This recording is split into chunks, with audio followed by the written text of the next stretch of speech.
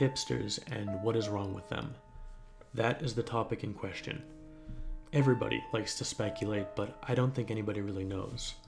You can consider this video my own personal theory as to what went wrong in the psychosocial development of Western society's most prominent assholes. And yes, I would maintain that they are in fact assholes. The root of the problem has to do with the socially engineered emasculation of young, urban-dwelling millennial men. An ample amount of positive male role models simply do not exist in popular culture. In sitcoms, the dopey husband is begrudgingly upstaged by his strong, independent, and dominant wife. In commercials, the wisdom of the all-powerful and magical vagina trumps the oafish Neanderthal simplicity of the male mind every time. In movies, women are routinely portrayed as physically stronger, or at least as strong as their male counterparts, and in music, men croon about their love and undying devotion to women, while women sing about what assholes men are. Working in tandem with the entertainment industry and possessing a powerful political lobby of its own, feminist rhetoric has roundly succeeded in infecting the minds of the millennial generation at their youngest and tenderest of ages.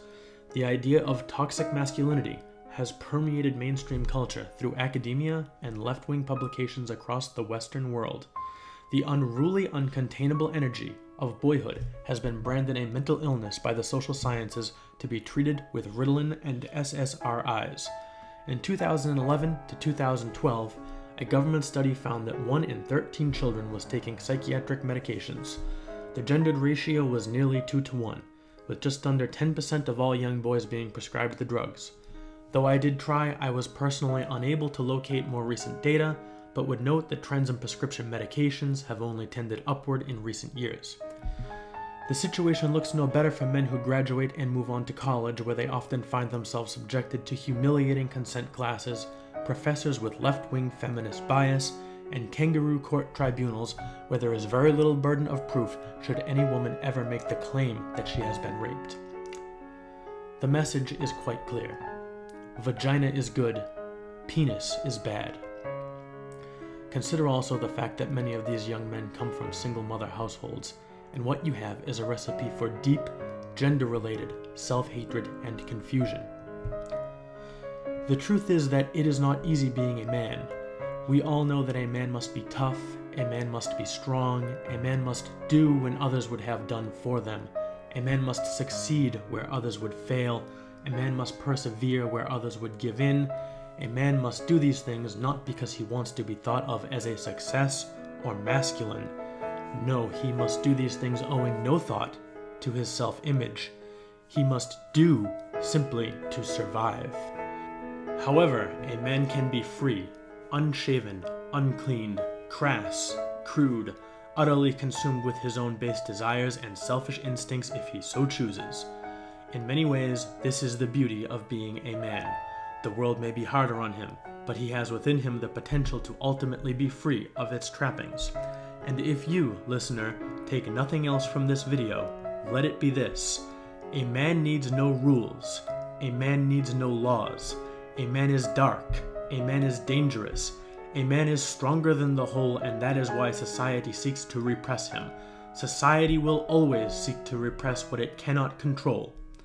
The desire to control is the main impetus behind society's war on masculinity, because masculinity remains among the last social forces beyond its icy grips.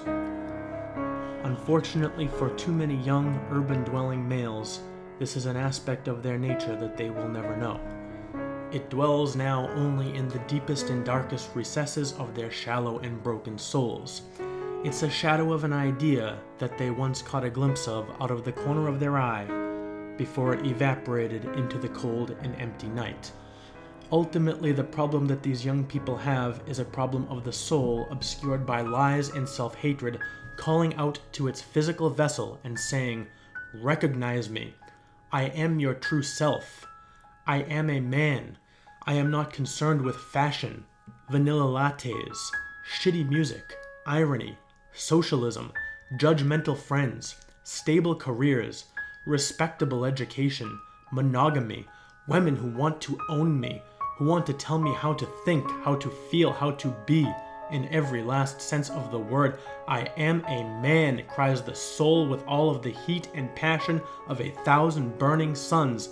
I am an animal, and I care not for these rules. But so lost in the dense forest of left-wing indoctrination and confused self-hatred are these poor individuals that only the faintest whispers are consciously recognized. Beards, lumberjacks, flannel, tattoos. These are the last ordained socially acceptable displays of manhood. They are only symbolic in nature. They carry no real weight. They offer no deeper fulfillment. For all of the tattoos, flannel, beards, or lumberjack attire that these young men can don, tomorrow they will need to wake and perform the same retail slave task, at the same prescribed time, in the same prescribed place, forcing smiles and faking pleasantries. In return, they may receive just enough currency to sustain themselves, but within a few years' time they will find themselves in debt, probably with nothing more than a worthless piece of paper with the words humanities degree printed across the top.